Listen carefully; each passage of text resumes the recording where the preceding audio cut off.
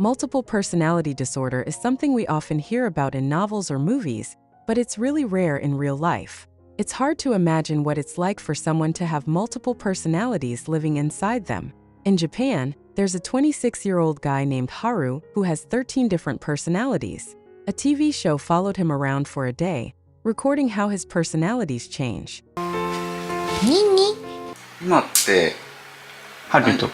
Sometimes, in just 1 hour, he switches between 5 different personalities.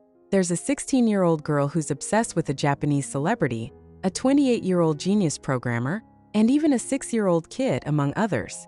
Haru is a computer engineer. He was born in 1996. Physically, he's female, but he identifies as male. Apart from not identifying with his physical gender, he's been hearing various voices since he was young. Along with that, he experiences intermittent memory loss. In his senior year of high school, he was diagnosed with ADHD and multiple personality disorder. He has a boyfriend. Both of them identify as male and are attracted to males. They met through a male dating app. After dating for 3 months, they started living together. Haru's boyfriend works in psychology, so he understands Haru's situation well. Though it was hard to adjust at first, as they spend more time together, Haru's boyfriend says, "I gradually found ways to get along with various personalities and enjoy it." To understand Haru better, the TV crew decides to spend a day with him. At 9 a.m., they start visiting Haru.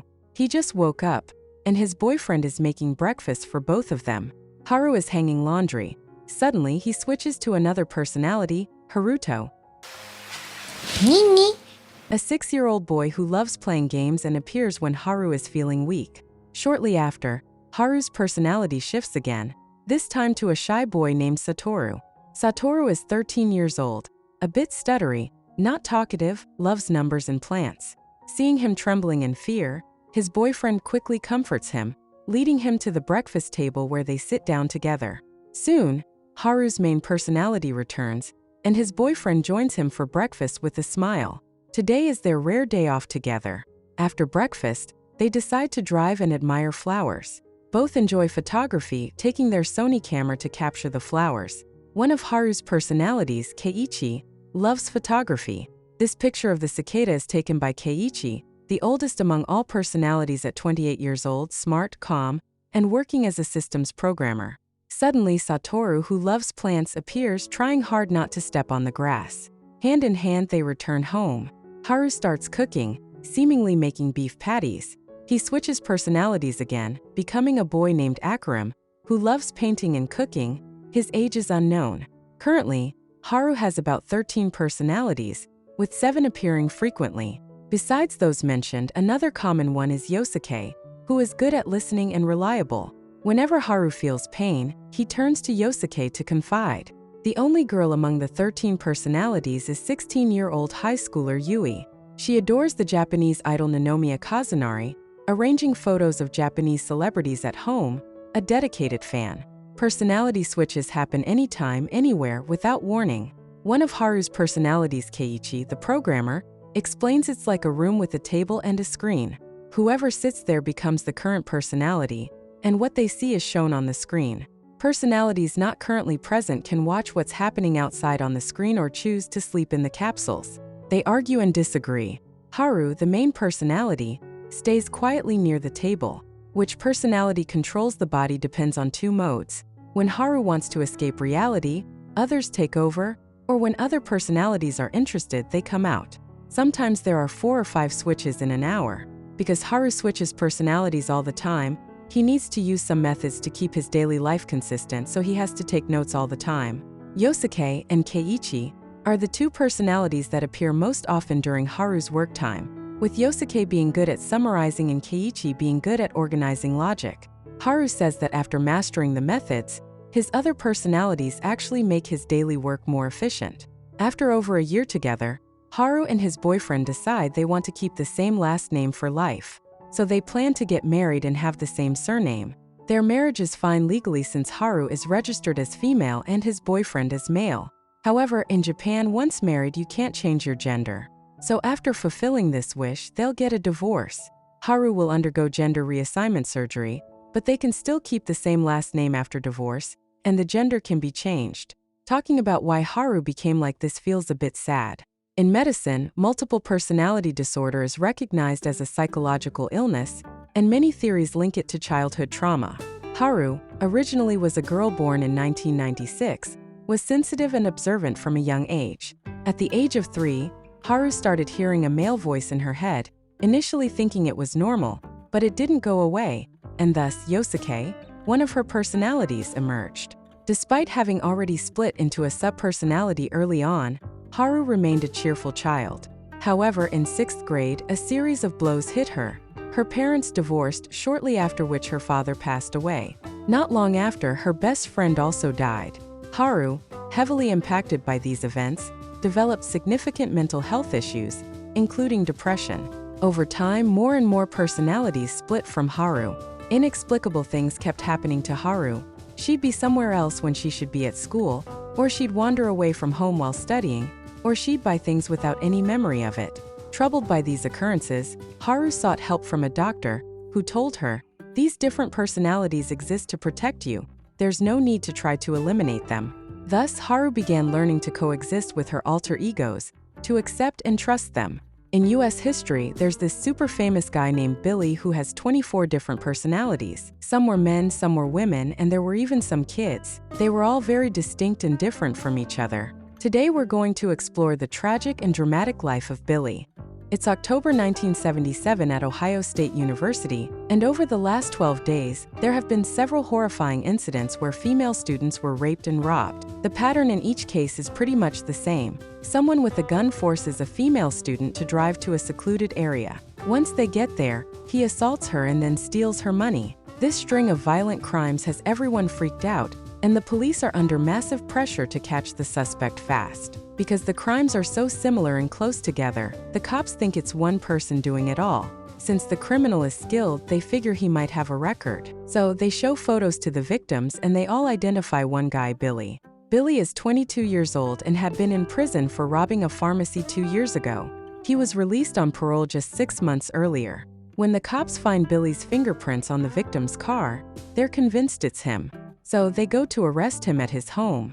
But when they do, Billy acts all scared and claims he doesn't know anything about the crimes. The cops start to wonder if they've got the wrong guy, until they find some of the victim's stuff in Billy's room.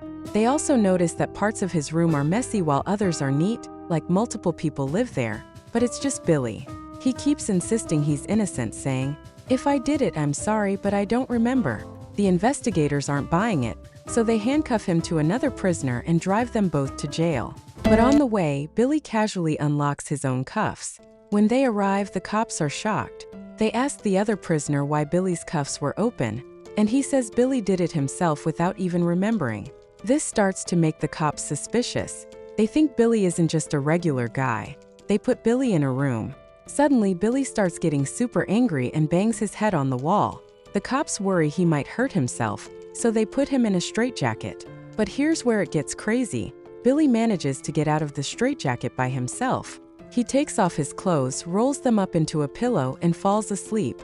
And most of the time, Billy acts pretty weird. One minute he's all cocky, the next he's timid, and then he's suddenly calm and cool. Sometimes when he switches between these moods, his eyes roll back, and his eyeballs even tremble. Sometimes when the cops are talking to him, it's like talking to a whole different person. Not just the way he talks, but even his accent changes. The investigators start thinking something's not right. They're wondering if Billy's mood swings mean he's got some kind of mental illness. Back in 1977, the medical world hadn't really recognized multiple personality disorder yet. So, when something like this happened, most people just thought the person was faking it. During an interview, a psychologist talks to Billy. He asks Billy for his ID number, but Billy says he doesn't have one. When the psychologist reminds him of his ID number, Billy insists that's not his. That's Billy's number, and he's not Billy. I'm not Billy. Then, speaking in a very childlike voice, he says he's David. The psychologist asks where Billy is. David says Billy is sleeping. The doctor then asks if he can wake Billy up to talk, but David, while chewing on his fingers, says he can't because Arthur doesn't agree. The doctor then asks how old he is, and he replies, "I'm 8 years old." Seeing that Arthur isn't giving permission to wake up Billy, the doctor sends David to get Arthur to talk. David agrees and says he'll go find Arthur. asking the doctor to wait. Then he starts talking to himself and 22-year-old Arthur shows up. Arthur speaks with a posh British accent and seems very smart. He knows physics, chemistry, medicine, and can even speak Arabic fluently. He's the one who discovered the other personalities and manages them all. I control the spot completely. I say who is on and who is off. After understanding the situation, Arthur says they need everyone's permission to wake Billy up. Then suddenly, Arthur switches to Alan, a friendly guy who explains the switches and personalities.